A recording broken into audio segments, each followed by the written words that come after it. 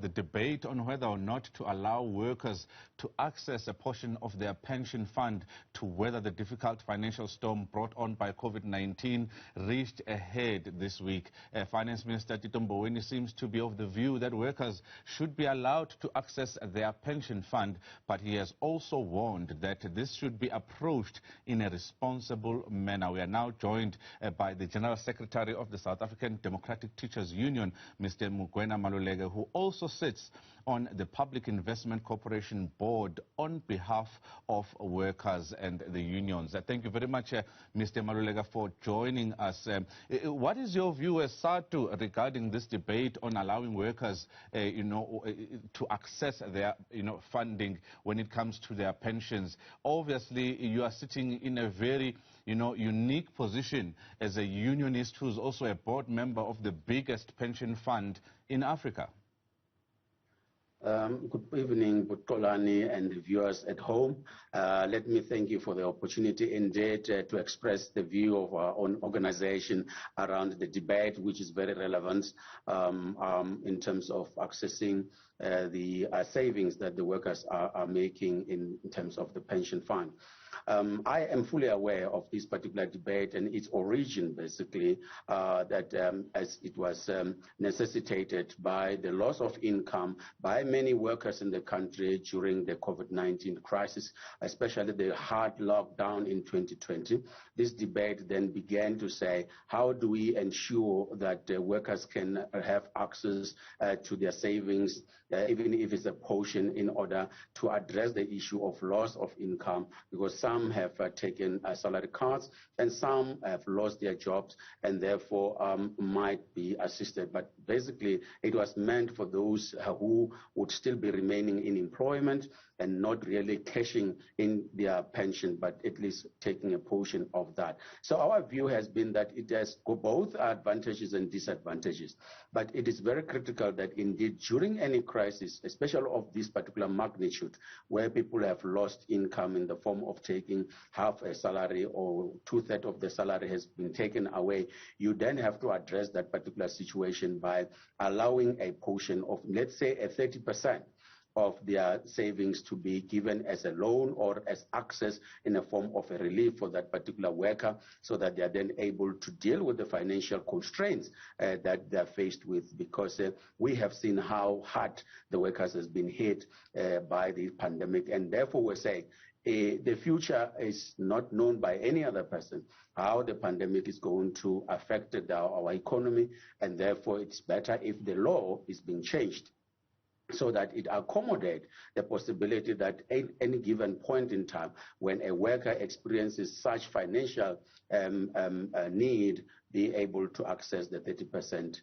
of their savings and so forth, but in a very responsible manner and not just using it for the sake of using it. And that's one of the downside of accessing your pension. But we can talk about it as we debate and continue. What are the downside of that, and what are the advantages of doing that, and so forth? And we can look at that. But our view is that it's a debate that we need to approach it with sensitivity, but and providing leadership in this particular debate, Xolani, so that it is understood by the workers that it is as a result of a crisis, and therefore it is not that you then have to use all your savings and find yourself in a crisis again because you were not able to use it for the purpose that it has been meant for you to use it. It is to relieve you of this particular financial crisis you find yourself at that moment.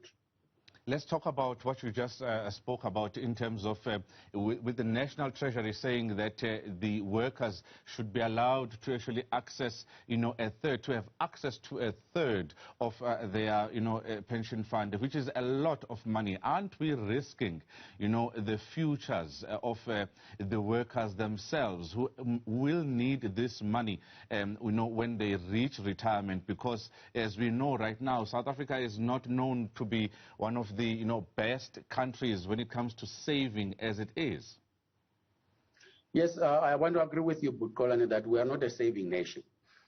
We are living from hand to mouth from time to time, and this has got a serious implication. If the small saving that you have put aside, you are going to use it, and then when you need it most, it's not there. So yes, this is one of the downsides that I think the Treasury is warning about, that yes, it's a debate that we must enter into. There's a need for that. And from the unions per se is that yes, this debate is necessary. However, the downside of it is that you retire with no benefit at all if you have not been able to use it properly, but also if you are to access that 1/3. I mean, 1/3 is a lot of money, but obviously depending on how much savings you are, whether it's a defined benefit or you are in a defined contribution fund. So both ways have got different implication and different disadvantages when you look at it at the end of the day. But critically, it is that it must go hand in hand with the financial literacy. When you say financial literacy, you mean that there has to be some work that is done before this is allowed to actually educate workers on where and how the money can be used. What exactly would you like to see on that front?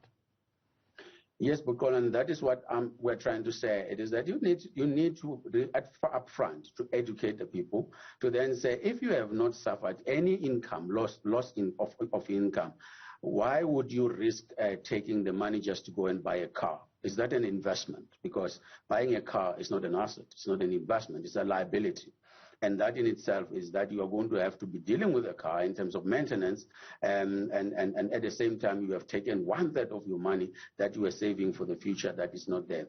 You're likely to retire with a car, but not with money to be able to take care of your family or take care of yourself when you need it the most in terms of the health issues, because when you grow and you mature as a person, you begin to be experiencing more health problems. So financial literacy would lead to a situation where even if you were to be tempted to say, I want to renovate my house, therefore I'm going to take 1/3, you realize, no, I don't need it, because in the next 7 years, my children may be leaving this house. So why do I have to extend the house now, even if in 7 years they are going to be leaving? Rather, let me not do it, because it is not a need.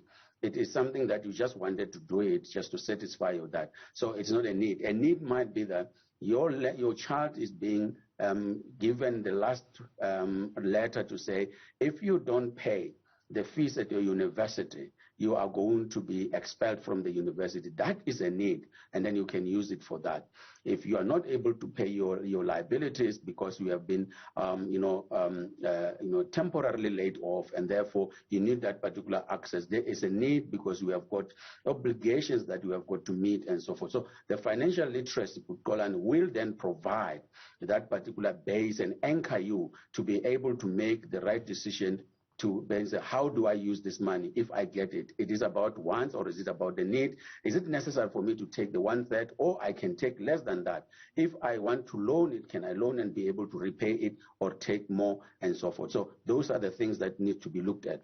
The other area is that there must be a differentiated approach. It should not be one size fits all. You need to look at the levels of contributions, or the levels of how it will have a negative impact on a particular level of workers, or in terms of how much benefit they were going to be receiving, and then be able to also limit them to what they can be able to access, so that still when they retire, in a very decent way, and they're able to still live, because the more challenges come when you have retired. Because if you were earning 20 rand, like in the public service, if you were earning 20 rand per month, basically you are going to have to get 5 rand now per month, and then you must be able to live with that 5 rand. Now, if you have already reduced the 5 rand to 3 rand when you retire, you are likely to have more problem in terms of health, because you're going to have depressions, you're going to have more things and so forth. So we need to educate ourselves about that.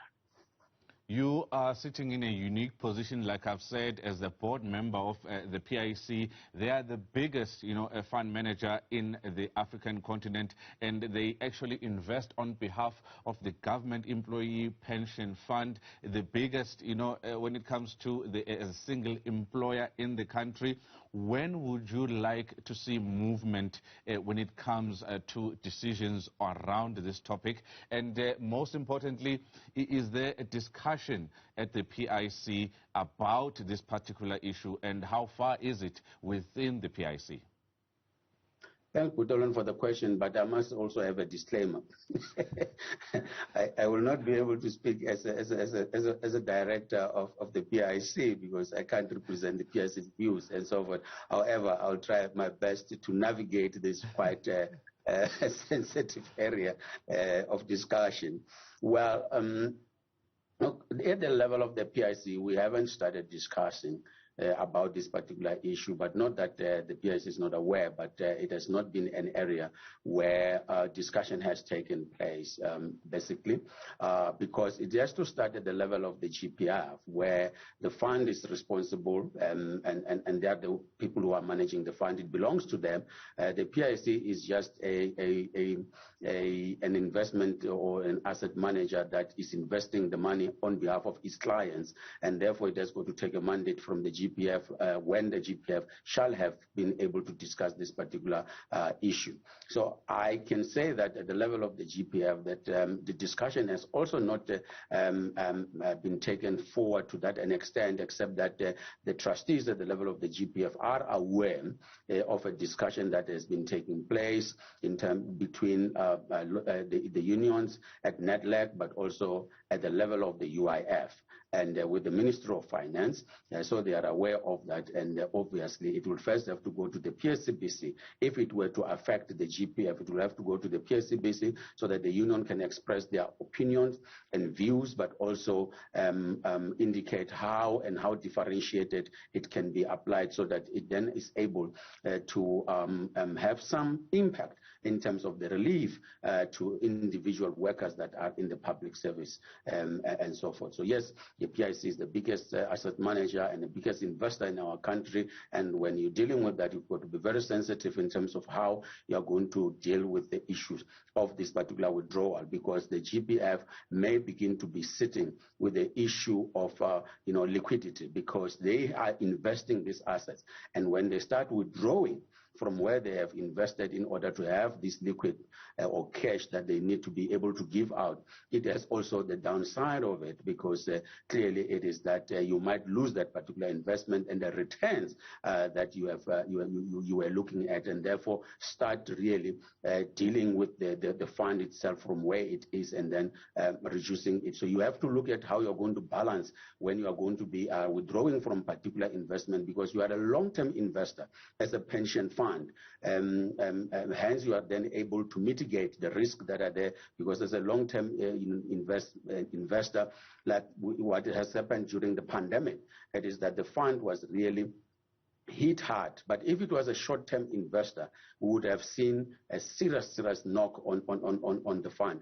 Because it's a long-term investor, it is able to diversify but also mitigate the risk by doing a lot of reshuffling and reallocation, because it's long-term investor. So, but if you're starting to touch that investment, I'm not saying that the debate must not be there. It must be there, but it must be there.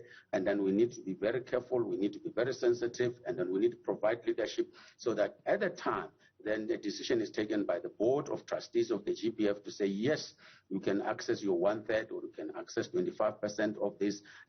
You not differentiate between who need it most and so forth, and then you go and help those that need it most and so forth. So, but the debate has not reached that level of maturity that I can say there is a decision or there's an expression of an opinion. It was said that it must go back to the PSCBC. Mr. Mugwena Maluleke, the PIC board member and also the South African Democratic Teachers Union General-Secretary, were talking to us there about his views that indeed there should be some financial education to workers before they are allowed to access portions of their pension fund.